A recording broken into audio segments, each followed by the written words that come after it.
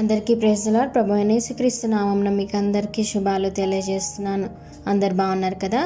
ఈరోజు వాగ్దానము సామెతలు 3వ అధ్యాయము 6వ వచనము. ఆయన నీ త్రోవలను సరళము చేయును. ఆమెన్. మీరు ఏదైనా కష్ట పరిస్థితిలో ఉన్నారా? మీ జీవితం ఇప్పుడు ఇరుకులో ఉందా? మీ కొరకే ఈ వాగ్దానం ఈరోజు చేస్తున్నాడు. మీ త్రోవలను యేసయ్య మాత్రమే సరళం చేసే దేవుడంట. కాబట్టి మనం ఏ విధంగా జీవించాలి అనేది కూడా మనకు ఈ సామెతల్లో రాయబడి ఉన్నది.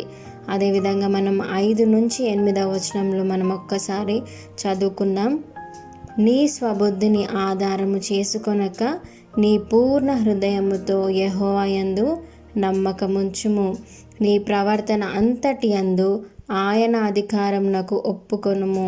అప్పుడు ఆయన నీ త్రోవలను సరళము చేయును. నేను జ్ఞానిని కదా అని నీవు అనుకొనవద్దు. యెహోవా యందు భయభక్తులు కలిగి చెడుతనము విడిచిపెట్టుము. అప్పుడు నీ దేహమునకు ఆరోగ్యమును నీ ఎముకలకు సత్వయు కలుగును. ఇవన్నీ మనం జీవితంలో కలిగి ఉన్నామా?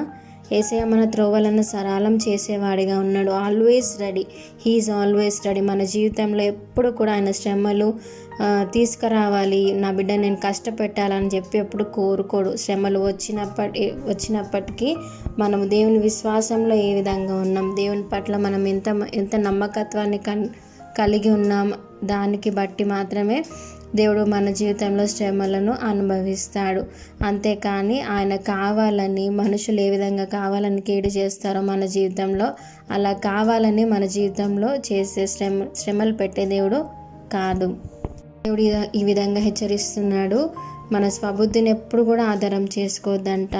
మనం పూర్ణ హృదయంతో యెహోవా యందు నమ్మిక ఉంచాలంట.